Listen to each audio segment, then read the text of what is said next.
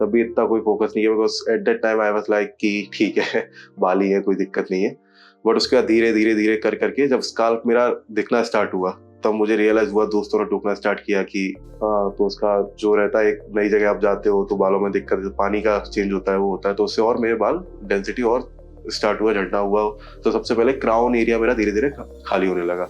और अगर मैं दर्द की बात करूँ तो स्टार्टिंग में थोड़ा सा पेन होता है during anaesthesia, then after it दर्द का इतना पता नहीं पड़ता। अगर दर्द होता भी है तो आप बोल सकते हैं, देन अगेन डॉक्टर सपोर्टिव है।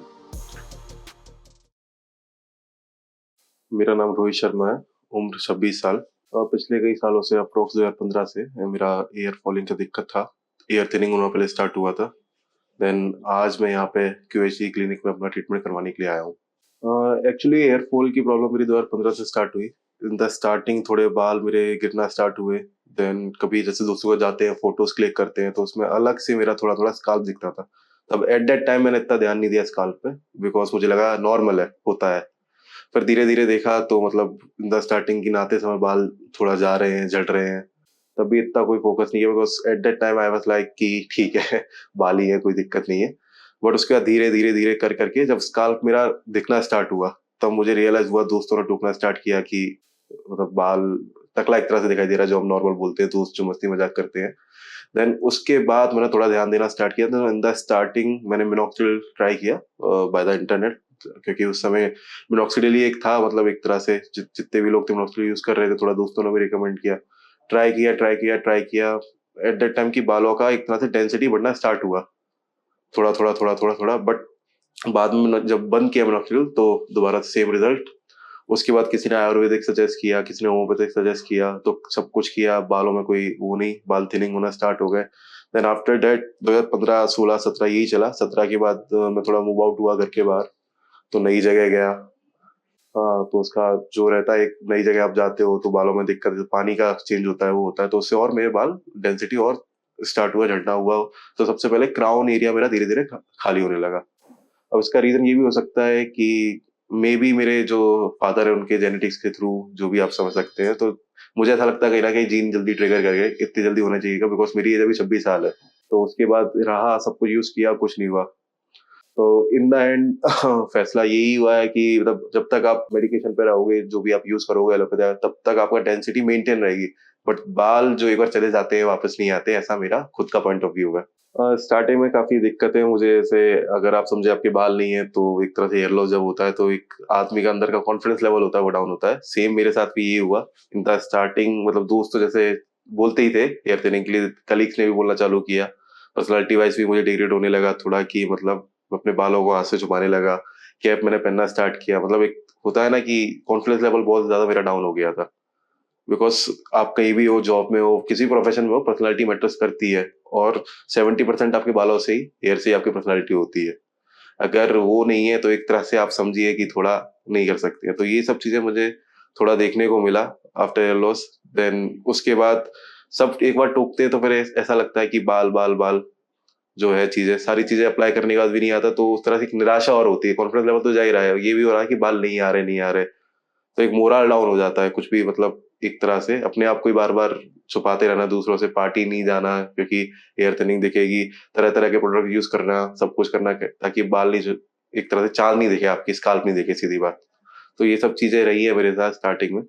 2020 में मुझे हेयर ट्रांसप्लांट के बारे में पता पड़ा कि हेयर ट्रांसप्लांट करके इंडिया में भी प्रोसीजर आ चुके हैं। तो धीरे धीरे जब उसके बारे में जाना तो पता पड़ा कि धीरे धीरे बढ़ता जा रहा है, मतलब हेयर ट्रांसप्लांट स्कोप इंडिया में भी अच्छी तरह होने लगा है। तो उसके बाद इसको प्रोसीजर को मैंने गूगल किया, सब कुछ सर्च किया, तब पता पड़ा कि एक ग्राफ जैसे आपका हेयर फॉलिकल उठा के दूसरी जगह पे आपका इम्प्लांट करते हैं जहाँ आपके बाल नहीं है। तो ऐसे एक प्रोसीजर होता है सिंपल सा। उसके बाद फिर मैंने और पता किया, तो मेरे रिलेटिव ही है एक भैया, उन्होंने बताया कि उन्होंने 2 साल पहले PhD क्लिनिक हरिद्वार में ही आपका एक सेशन करवाया था, प्रोसीजर पूरा करवाया था। तो उनसे मिला, बात की, तो उनसे मिलकर कॉन्फिडेंस आया थोड़ा कि हाँ अच्छा है। देन अब मैं यहाँ पे क्लिनिक में खुद से एक बार ट्रांसप्लांट करवाने आया हुआ। क्लिनिक में आने से पहले मैंने कॉल करके पूरा पता किया था एक बार अपने एंड से भी, बिकॉज जरूरी था। तब मुझे पता पड़ा कि ग्राफ्ट की भी प्रोसेस होती है, कि आपके स्काल्प में कितने ग्राफ्ट रहेंगे, क्या रहेगा। देन ऑनलाइन कंसल्टेशन मेरा रहा, मैंने फोटोज एंड अपना फोटो सारे एंगल से क्लिक करके भेजे। तब मुझे पता पड़ा कि 5000 ग्राफ्ट अप्रोक्स मेरे स्काल्प में जरूरी है, because of the density, because मेरा मेल पैटर्न बाल्डनेस है। ये मुझे पता पड़ा। तो उसके बाद फोटोज भेजे, सब कुछ बात की, पूरा अपना प्रोसीजर समझाया एक बार और एक तरह से कि क्या क्या रहता है, कैसे किया जाता है, क्या मतलब आने से पहले उन्होंने मुझे बताया कि 3 दिन का प्रोसीजर रहेगा आपको, तो उस हिसाब से आपको हरिद्वार आना है ना? बाकी जो भी चीजें इंक्लूड रहती है पूरा फोन पे अच्छी तरह बताएगा, व्हाट्सएप के थ्रू सब कनेक्ट रहे। तो ये सब चीजें मुझे यहाँ आने पहले पता पड़ी। इस बारे में फैमिली से भी बात हुई मेरी, फैमिली से भी मैंने बात की, तो फैमिली भी मेरी सपोर्टिव थी, बिकॉज 2015 से जब हेयर फॉलिंग मेरी स्टार्ट थी तो वो इतना सपोर्टिव, बट उन्होंने यही बोला कि यहाँ से भी करवाना, अच्छी तरह से अच्छी जगह से करवाना, कि रिजल्ट प्रूव आना है, ये नहीं कि हर दूसरे दिन जाना पड़ रहा है, कुछ करना पड़ रहा है। उसके बाद फैमिली से बात की, डिस्कस किया, तो जो भी हुआ सब कुछ करने के बाद देन उन्होंने थम्स अप अपना दिया कि ऑल गुड।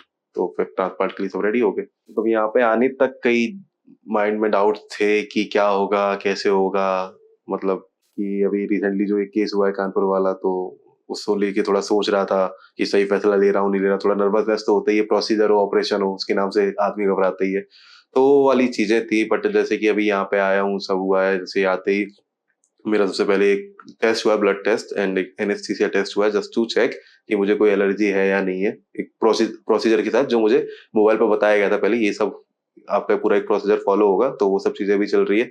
ब्लड टेस्ट की रिपोर्ट मेरी अभी आई नहीं है, राइट। एनेस्थीसिया टेस्ट हुआ है, तो उसमें वो रेड स्वेलिंग आ रही, तो मुझे लग रहा था क्या है कैसे है, तो उससे मतलब एक टेस्ट का प्रोसीजर पार्ट था। हालांकि इचिंग मेरे कुछ हो नहीं रहा है, कुछ भी हो नहीं रहा है एनेस्थीसिया के थ्रू। उसके बाद माइंड में यही था कि मतलब 5000 ग्राफ्ट हैं, तो 5000 निडल्स कैसे, क्या पेन बेयर कर पाऊंगा नहीं कर पाऊंगा, क्या कैसे होगा। और भी जैसे कि माइंड में साइकोलॉजिकल प्रेशर तो है अभी भी, कि आफ्टर रिजल्ट कैसा आएगा, बाल कैसा आएगा, ये नहीं कि क्या होगा, मतलब क्योंकि ऑपरेशन प्रोसीजर जो भी बोलो, माइंड में एक प्रेशर रहता ही है आपके कि आफ्टर इफेक्ट क्या होगा मेन। तो वो सारी चीजें हैं यहाँ पे, बट क्योंकि भैया करवा चुके हैं तो एक कॉन्फिडेंस भी है, दूसरा नाम भी एक है क्यूएचटी का। बस जो भी चीजें मैंने यूट्यूब पे देखी है, तब जाके मैंने डिसाइड किया कि एमपी से मैं हरिद्वार आया हूँ करवाने के लिए, राइट। तो 8-9 घंटे पिछले यही सोच रहा हूँ कि क्या होगा कैसे होगा। तो ये सारी चीजें हैं। ओके, तो मेरी ब्लड टेस्ट की जो रिपोर्ट थी वो आ चुकी है और सब कुछ ओके है। तो नाउ फ्रॉम हियर मैं जा रहा हूँ अपना सारा प्रोसीजर समझने के लिए, क्या है कैसे है, मेरी हेयर लाइन जो डिजाइन होगी, सारा जो भी चीजें रहेंगी, मार्किंग जो भी रहेगा वो सब मैं समझूंगा, है ना। बीच बीच में प्रोसीजर के जो भी अपडेट्स रहेंगे मैं आप बताता रहूंगा, क्या है क्या नहीं है कैसे। तो तब तक के लिए थैंक यू, फिर से मिलते हैं आपसे।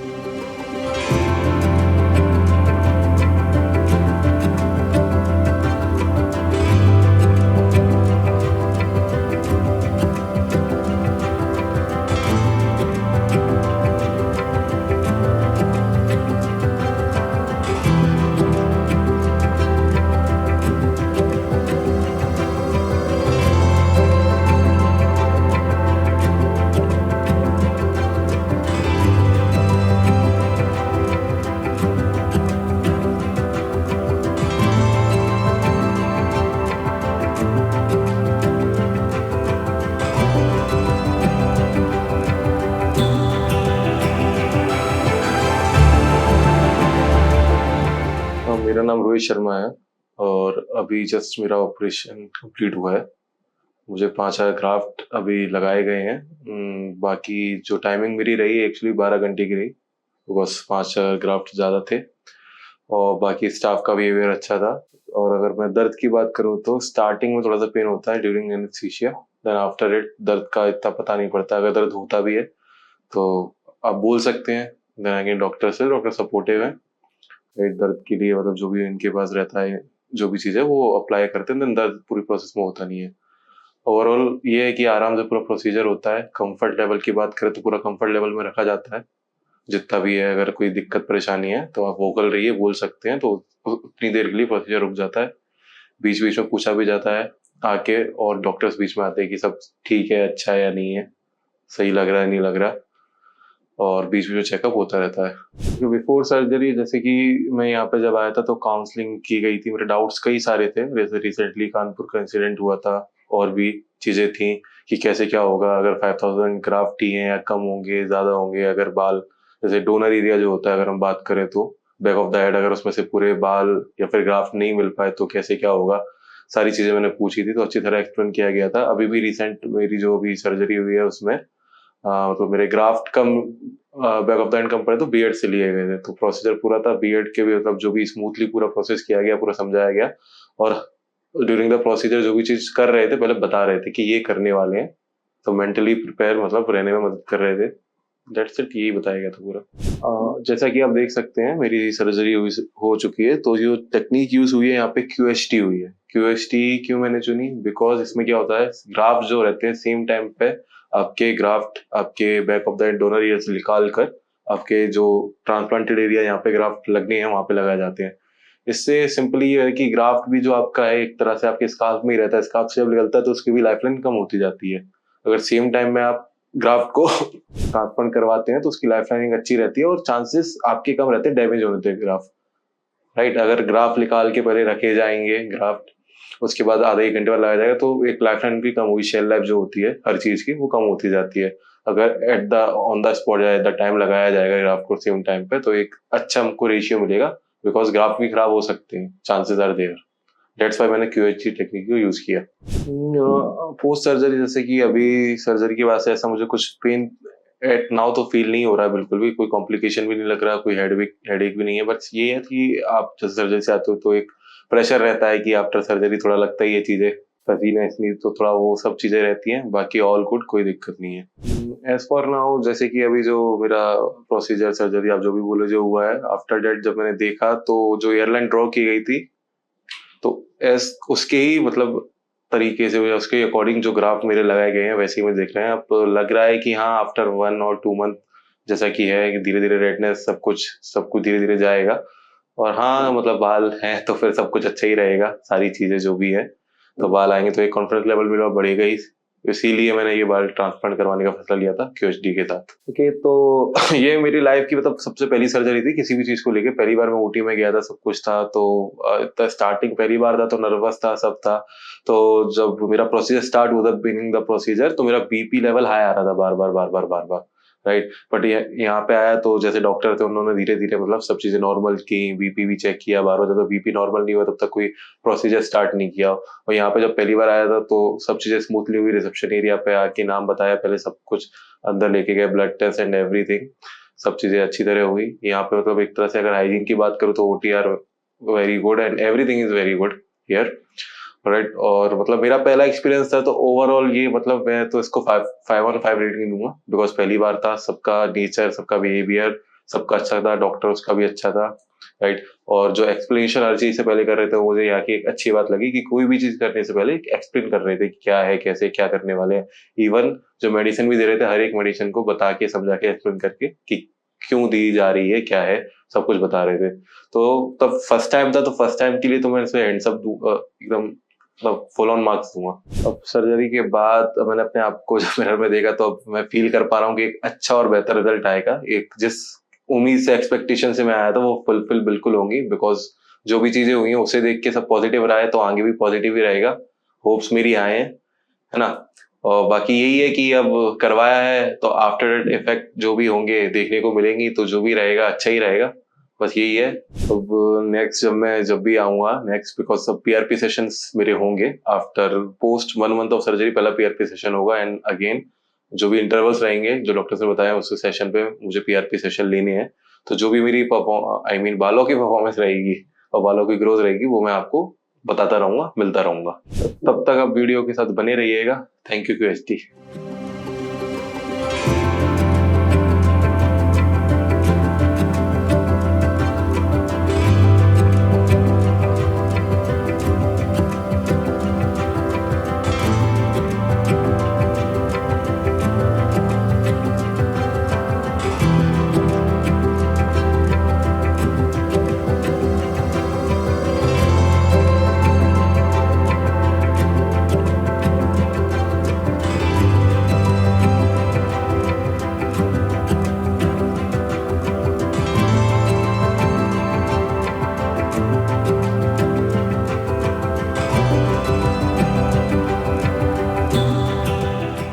एंड आफ्टर ट्रांसप्लांट और रिजल्ट बेटर आने के बाद as you can see result आपके सामने है।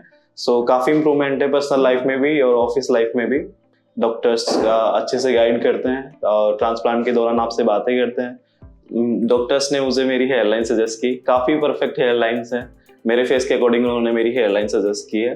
आफ्टर 1.5 मंथ के बाद शेडिंग फेस स्टार्ट हो जाता है, लाइक जो आपके ग्राफ्ट लगते हैं वो शेड हो जाते हैं सो जस्ट ये आपके ऊपर डिपेंड करता है कि आप डिसीजन किस स्टेज में जाके लेते हो। आपके बाल्डनेस ज्यादा बढ़ जाती है तब लेते हो, आपकी बाल्डनेस कम है तब लेते हो। सो डिसीजन लेना जरूरी है आपके बालों के लिए। सो आपको रिजल्ट्स मिलते हैं, अच्छे क्लिनिक के साथ आपको रिजल्ट्स मिलते हैं। हेलो, मेरा नाम विनीत कुमार है और आज क्यूएसटी के साथ मुझे आज मेरी 5th पीआरपी है। मैं आज अपनी पीआरपी लेने यहाँ पे आया हूँ। सर्जरी का जो प्रोसीजर है काफी पेनलेस है और लाइक डॉक्टर्स एंड और जो भी टीम मेंबर्स से काफी सपोर्ट रहा है। लाइक एक टाइम टू टाइम मुझे गाइड किया गया है और गाइड को लेके कोई इशू नहीं आया। एंड आफ्टर ट्रांसप्लांट और रिजल्ट बेटर आने के बाद as you can see result आपके सामने है। काफी इंप्रूवमेंट है पर्सनल लाइफ में भी और ऑफिस लाइफ में भी। बिफोर ट्रांसप्लांट काफी फेस करना पड़ती थी चीजें, लाइक ड्रेसिंग को लेके। मैं अगर आपको वेडिंग अटेंड करनी है, कुछ फंक्शन अटेंड करना है, काफी चेंज है पर्सनल लाइफ को लेकर भी। और ट्रांसप्लांट का रिजल्ट काफी अच्छा है और क्यूएसटी में आया मैं, मुझे बहुत कंफर्ट फील हुआ। और ट्रांसप्लांट का जो प्रोसीजर था वो भी काफी पेनलेस था, काफी स्मूथ रहा है। डॉक्टर्स अच्छे से गाइड करते हैं और ट्रांसप्लांट के दौरान आपसे बातें करते हैं। नॉर्मल आपका लाइक रूम का इन्वायरमेंट होता है, तो कोई इशू नहीं होता ट्रांसप्लांट को लेकर। बिफोर ट्रांसप्लांट लाइक अगर कॉन्फिडेंस की बात करूं तो काफी चेंजेस आए हैं कॉन्फिडेंस में। बिकॉज बिफोर ट्रांसप्लांट अगर कभी बात करने में भी जा रहे हैं, if you are going office और बात कर रहे हैं अभी किसी टीममेट से लेके या फिर टीम लीडर से लेके, तो या फिर कहीं भी शादी में भी आपको क्या होता है, एक हेजिटेशन रहती है बात करने में। बिकॉज सामने वाला आपके फ्रंट एरिया को देखता है, बालों को देखता है, so that's feel very low. And after transplant मैं अपना मन चाहा हेयर कट ले सकता हूँ, you know. Before podcast I shoot before 2-3 months I have a long hairs in before podcast. अभी मैंने शॉर्ट हेयर कराए हैं। क्या बालों के साथ आप कुछ भी एक्सपेरिमेंट कर सकते हो, छोटे बड़े कर सकते हो आप। लाइक ड्रेसिंग सेंस आपकी अच्छी हो जाती है और बाल होते हैं तो आप कुछ भी कर सकते हो, काफी कॉन्फिडेंस आता है, बात कर सकते हो, घूम सकते हो, फोटोशूट करने का मन करता है, वीडियो बनाने का मन करता है। बिना बालों के आपको कुछ कॉन्फिडेंस नहीं आता। लाइक अगर आप फोटो लोगे तो आप खुद भी अपने बाल ही देखोगे। बहुत चीजें हैं जो इम्प्रूवमेंट होती है। Like if you have a doubt for transplant, you can call QST, you can get everything जो भी ट्रांसप्लांट से रिलेटेड क्वेरी है। काफी स्मूथ प्रोसेस है और काफी कॉन्फिडेंस भी बढ़ता है, पर्सनल लाइफ में चेंजेस आते हैं। और ट्रांसप्लांट के दौरान जस्ट मेरा एक ही कंसर्न था डॉक्टर से, लाइक मेरी हेयरलाइंस को लेके। बट डॉक्टर्स ने मुझे मेरी हेयरलाइन सजेस्ट की, काफी परफेक्ट हेयरलाइंस है मेरे फेस के अकॉर्डिंग, उन्होंने मेरी हेयरलाइन सजेस्ट की है। और डॉक्टर ने मुझसे बार बार पूछा like you are comfort with your hairline. कोई इशू नहीं था, हेयरलाइंस मेरी आप सामने देख सकते हैं, काफी नेचुरल हेयरलाइंस है। नो वन कैन जज यू कि तुमने ट्रांसप्लांट कराया हुआ है। हेयरलाइंस को लेके भी मेरा कोई इशू नहीं है और आपके सामने है रिजल्ट्स, हेयरलाइंस, एवरीथिंग। और मैं कंटिन्यू कर रहा हूँ मेडिसिन और अपना पीआरपी के साथ। एंड मुझे कोई इशू नहीं चल रहा अभी पीआरपी या ट्रांसप्लांट को लेकर। सर्जरी के टाइम पे मुझे काफी प्रिकॉशन के बारे में अवेयर किया गया था। लाइक आफ्टर सर्जरी आपको कैसे सोना है, क्या खाना है। लाइक फॉर 7-8 days मुझे रेगुलर डे टू डे मुझे कॉल्स पे गाइड किया गया है। Because after surgery I move to my home and then they call me and guide like how to sleep and क्या खाना है आपको। मैंने प्रॉपर गाइडेंस फॉलो किया है। कोई इशू नहीं आया मुझे अपनी ट्रांसप्लांट जर्नी में। और मेडिसिन को लेके भी मुझे प्रॉपर गाइड किया हुआ है। आपको अपनी हेल्थ को लेके अपना कैसे खाना खाना है, क्या चीजें आपकी हेल्थ बालों के लिए हेल्थी है, क्या चीजें निगेटिव इम्पैक्ट डालती है। ये चीजें काफी इम्पैक्टफुल रही है, मैंने फॉलो किया है डॉक्टर के सारे procedure. After transplant, after surgery के कुछ टाइम बाद एक सबसे बड़ा इश्यू आता है कि हमें फील होता है आफ्टर 1.5 month के बाद शेडिंग फेज स्टार्ट हो जाता है। लाइक जो आपके ग्राफ्ट लगते हैं वो शेड हो जाते हैं और काफी खाली खाली बन सा लगता है। तो जो आपके ग्राफ्ट इम्प्लांट में है वो भी दिखाई नहीं देते। काफी बार ये इश्यूज आते हैं मन में कि बाल आएंगे या नहीं आएंगे। बट ये एक ट्रांसप्लांट जर्नी का एक फेज होता है। यहाँ पे कोई लाइक निगेटिव फील नहीं करना है। और आफ्टर 2-3 months दे रीग्रो अगेन। 3 months में फिर बाल बार आने स्टार्ट हो जाते हैं बाल। एंड 4 month में आप क्या देखोगे, आपके टोटल बाल रीग्रो हो जाते हैं, आपकी हेयर लाइंस परफेक्ट बन जाती है, आप मतलब हेयर लुक बना लेते हो अपना। ये जस्ट एक फेज होता है कि आफ्टर 1.5 month के बाद आपका शेडिंग फेज हो जाता है। तो शेडिंग फेज को लेके जो कोई इशू नहीं है, प्रोसीजर है ट्रांसप्लांट को लेके और इसमें घबराने वाली कोई बात नहीं है। जस्ट अपनी डाइट फॉलो करिए, अपनी मेडिसिन फॉलो करिए और डॉक्टर के गाइडेंस को फॉलो करिए। और डिमोटिवेट होने जैसे कुछ नहीं है ट्रांसप्लांट को लेकर। और ऐसा कुछ नहीं है कि बाल गए हैं तो आएंगे नहीं, ये जस्ट प्रोसीजर है, बाल गिरते हैं और आफ्टर 2-3 मंथ्स रिग्रो होना शुरू हो जाते हैं। और आफ्टर टिल 1 ईयर तक आपका क्या है, बूस्ट होते हैं हेयर। सो अभी क्या है, अभी मैं मेडिसिन भी ले रहा हूँ, सो आफ्टर 1 साल तक आपका पूरा बालों का रिजल्ट आता है, तो 1 साल में आपके परफेक्ट हेयर हो जाते हैं अगर आप डॉक्टर के अकॉर्डिंग चलते हो। और आप मेरे बालों की पुरानी कंडीशन भी देख सकते हैं कि बिफोर ट्रांसप्लांट मेरी कैसी कंडीशन थी, एंड नाउ यू कैन सी, मैं आपके सामने हूँ, अभी की कंडीशन आप देख सकते हैं, मेरे फ्रंट हेयर लाइन्स देख सकते हैं, and I can show you my crown as well. So side condition भी आप देख सकते हैं, और डोनर एरिया भी काफी अच्छा ग्रो कर रहा है, कोई इशू नहीं है। एंड सो बाल आपके सामने है, and I am happy that. Transplant को लेके जिन लोगों को पता था कि हेयर फॉल हो चुका है, एंड आफ्टर ट्रांसप्लांट काफी बाल बूस्ट हुए हैं, काफी लंबे बाल भी रखे हैं। तो कुछ फ्रेंड्स हैं, कुछ लोग हैं कि उनको लगा कि काफी मतलब कैसे बाल आज गए हैं अचानक, बट किसी ने जज नहीं किया कि ये ट्रांसप्लांटेड है, बिकॉज नेचुरल रहा है, सब कुछ नेचुरल।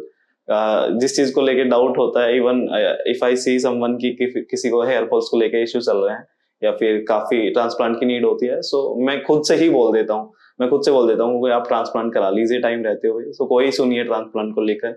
बट जैसे मेरा नेचुरल है और मैं हेयर कट भी कराता हूँ, और मेरा जो बार्बर है वो हेयर कट करता है, वो भी नहीं बोल पाता कि आपके ट्रांसप्लांटेड हेयर है।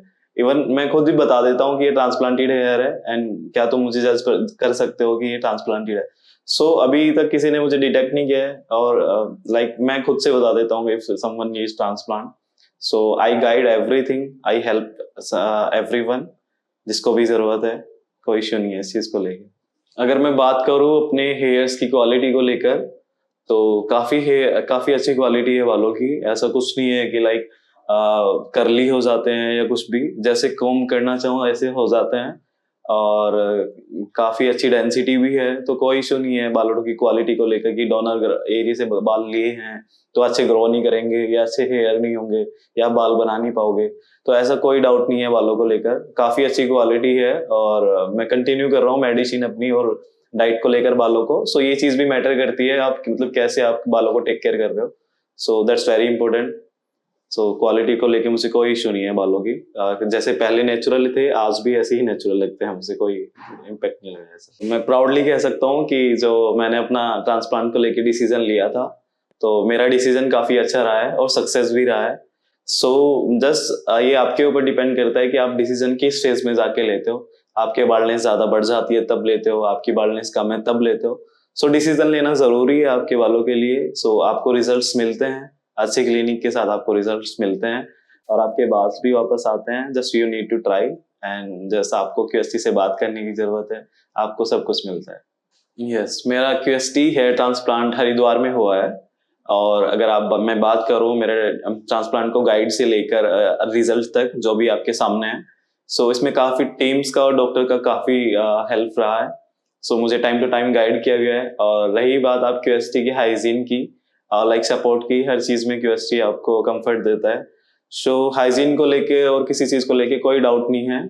और ये मेरी 4th PRP थी, और I will meet you soon for next PRP, and after 2-3 months I will come here and I will shoot you again and I will motivate you.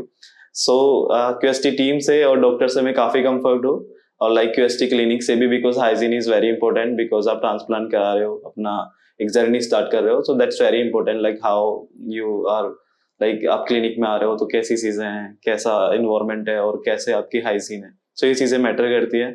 आप QST आओ और आप हाइजीन वगैरह को लेकर आप देख सकते हो सब यहाँ पे, कोई इशू नहीं।